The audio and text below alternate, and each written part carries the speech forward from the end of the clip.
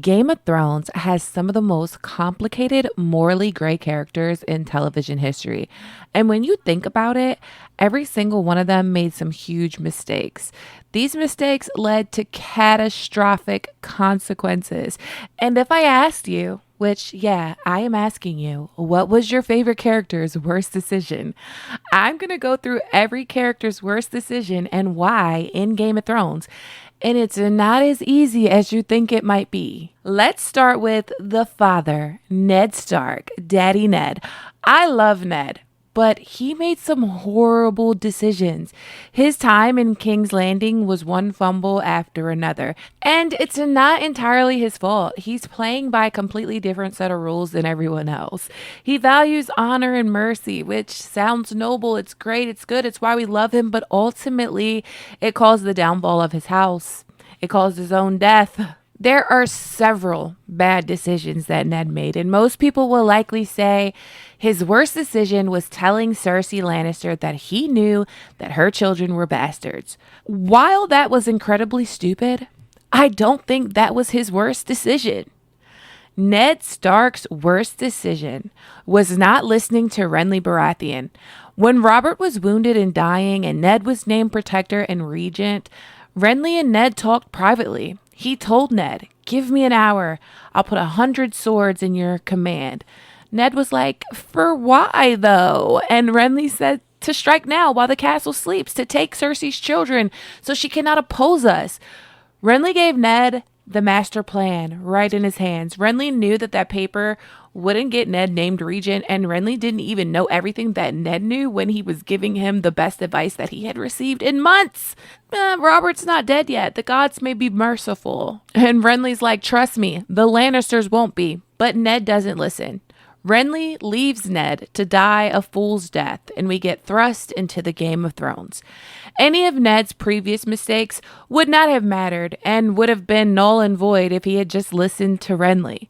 And since we are talking about Renly, we can go ahead and get his worst decision out of the way, because it's an easy one. Renly's worst decision was usurping his brother, Stannis Baratheon.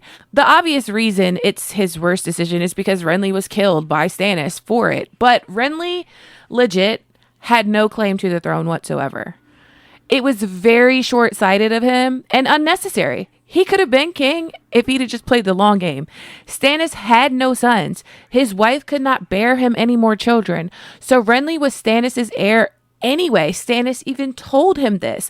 Stannis would have been king, and Renly would have been king upon his death. And even at war, when you're at war, Stannis could have died. He could have took an arrow. He could have got killed. Instead, when Robert died, his brothers fought each other, and there was legit no reason for Renly to oppose Stannis. Speaking of Robert Baratheon. Robert Baratheon, he made some horrible decisions as well. Like, his decisions are the reason that we're all in this shit to start with. Robert Baratheon's worst decision that he made that we saw on the screen was him naming Ned Stark his Hand of the King. I get it. We love Ned Stark. We love him. But the Hand of the King position is for a savage, classy, bougie, ratchet. No, seriously. This was not a smart move. This decision led to Robert's death. Ned did not have any experience with Southern politics. The North is isolated. It doesn't dabble in the affairs of the South. They worry about their own problems, and they worry about, winter is coming. Ned didn't know any of these people. He didn't know Varys and Cersei and Littlefinger. He didn't know their alliances, their secrets. He did not know the game, and he did not know the players. And it got both of them killed. Stannis, however, did. The king's own brother, he sat on the king's council. He knew them all, and he knew how to play the game. Stannis even says this in the books. "I sat on his council for 15 years, helping Jon Arryn rule his realm while Robert drank and whored. But when Jon died, did my brother name me his hand? No, he went galloping off to his dear friend Ned Stark and offered him the honor, and small good it did either of them." Stannis would have, as he says, scoured that court clean. He would have had no problem putting Cersei and her abominations to the sword. He would have got rid of Littlefinger and Varys. Yeah. Naming Ned his hand, Robert's worst decision. If you like my videos, then toast to the algorithm gods for me by slapping that like, leaving a comment, sharing, and subscribing. You are appreciated. Since we are talking about Stannis, though, Stannis made a lot of questionable decisions, like specifically kinslaying his brother with the shadow baby. But in the show, Stannis' worst decision was burning Shireen. It literally was horrible to watch on screen, but it didn't stop anything. He didn't win the war. He was losing the war, and it was not impactful at all. His men thought he was insane. His wife killed herself. Like, it was just a sad way for him to go out. And I don't think this is going to happen in the books. At least not like that. But yeah, it was over for him after that in every way. The king in the north, Robb Stark.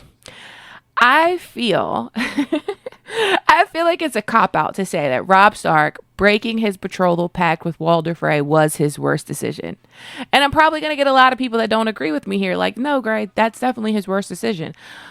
But I don't think that was his worst decision.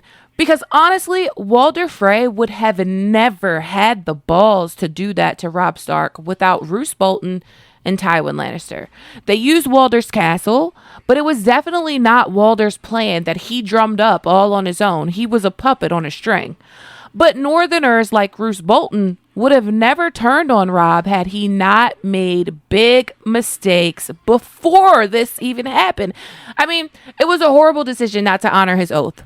However, Robb Stark's worst decision, and I can't believe I'm saying this, was not listening to his mother, Catelyn Stark. Catelyn told Robb not to let Theon treat with Balon Greyjoy. Robb did the opposite, and Theon turned on Robb and seized the North, causing Northerners like Roose Bolton to look at Robb as weak and green, but also to seize opportunities of vulnerability in Winterfell. Also, Catelyn told Robb not to execute Rickard Karstark and to keep him hostage instead. He did it anyway and lost all of the Karstark men and some, which forced him into the position of needing Walder Frey's men. And this caused him to go back to Walder Frey with his tail between his legs. And we know what happened next. And now the rains weep o'er his halls without a soul to hear. Tywin Lannister. Tywin is vicious, and most of his decisions are very calculated, so there aren't a lot of examples on bad decisions he made because his decisions are so calculated that the outcomes for him most of the time are positive. However, the one thing that caused his downfall and the downfall of his house is a thing he could have prevented if he wasn't so cold and prideful. Tywin Lannister's worst decision was holding a trial for Tyrion when he knew that Tyrion was innocent. Tywin knew Tyrion did not poison Joffrey, but Tywin hated him enough to make him pay for it. Tywin was likely relieved that crazy-ass Joffrey was dead. Tommen was more pliable and just clinically sane, so he was just better. But Tywin could not overcome the hatred that he had for Tyrion, and he chose to let him hang for it. Tyrion was the smartest and most capable of playing the Game of Thrones of all of his children. And Tywin knew that about Tyrion, which is why Tywin made Tyrion Hand of the King in season 2. However, his hate for Tyrion could not let him overcome it. And had Tywin embraced Tyrion, Tyrion would not have killed him, and House Lannister would never have been brought to its knees. Speaking of Tyrion, Tyrion's worst decision was killing Tywin. Yes, Tyrion got his get back. He got his revenge, but he did not have to kill Tywin.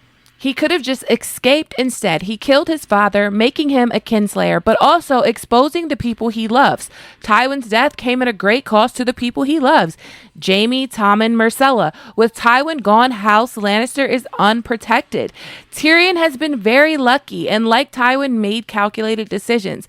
But killing Tywin was out of pure emotion, and nothing was calculated about it.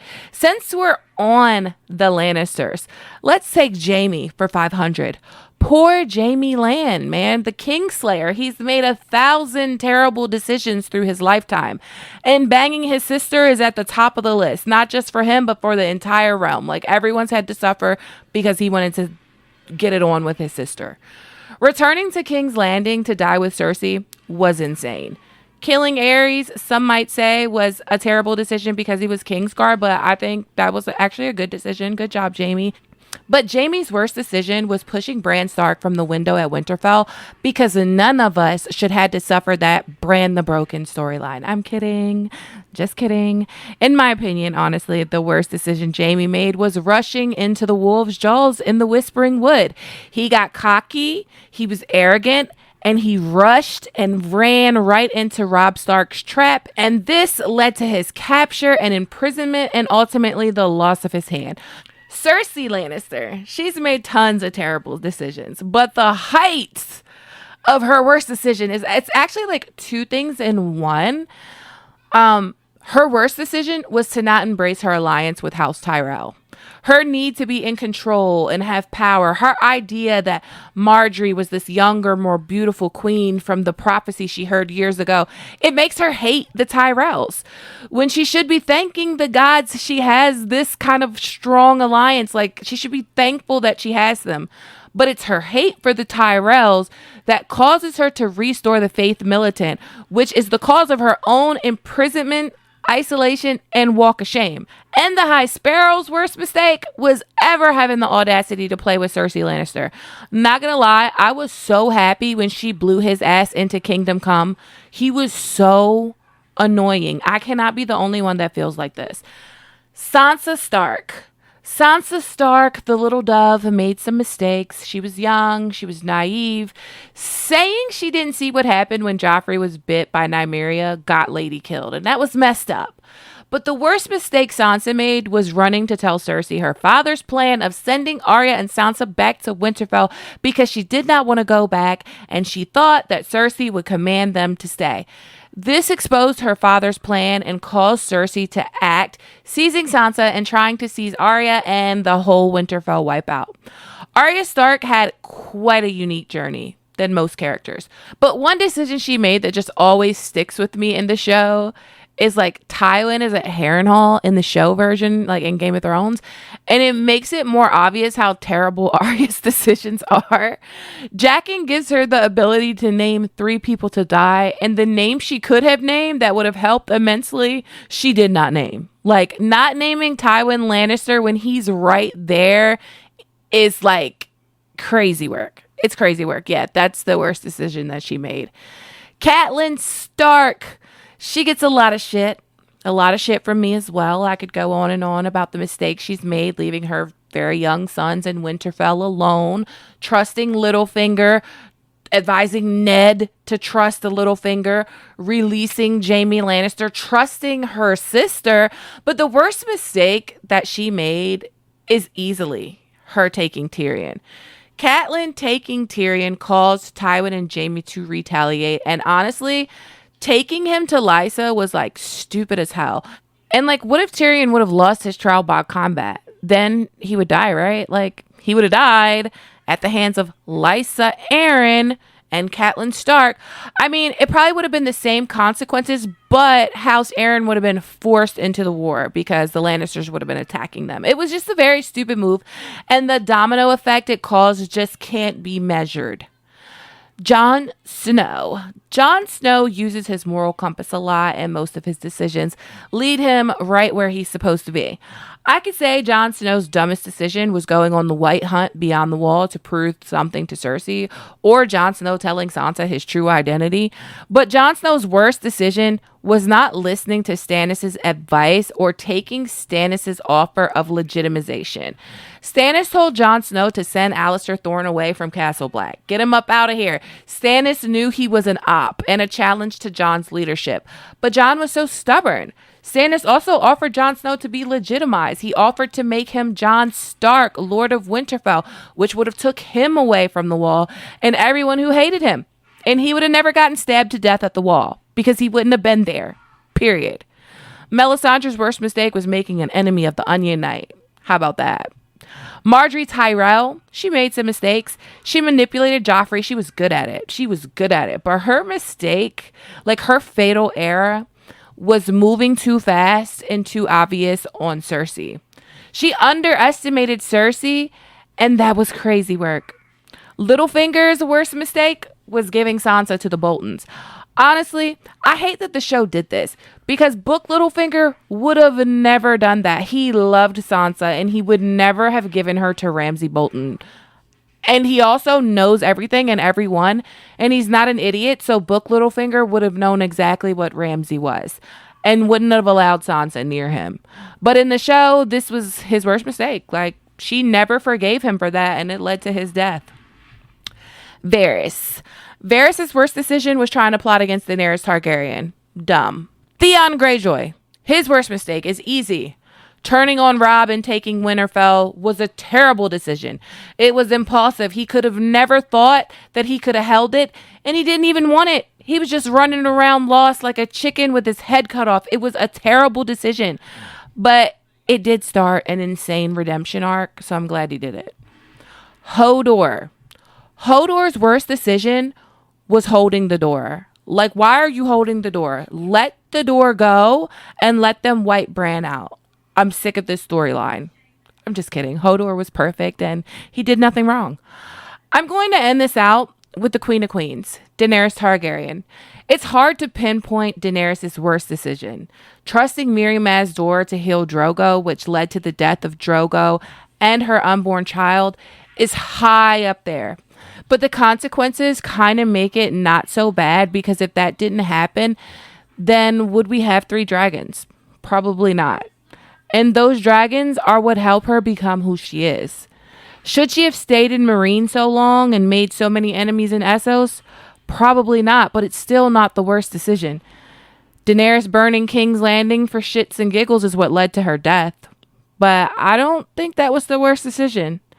Daenerys' worst decision was going north.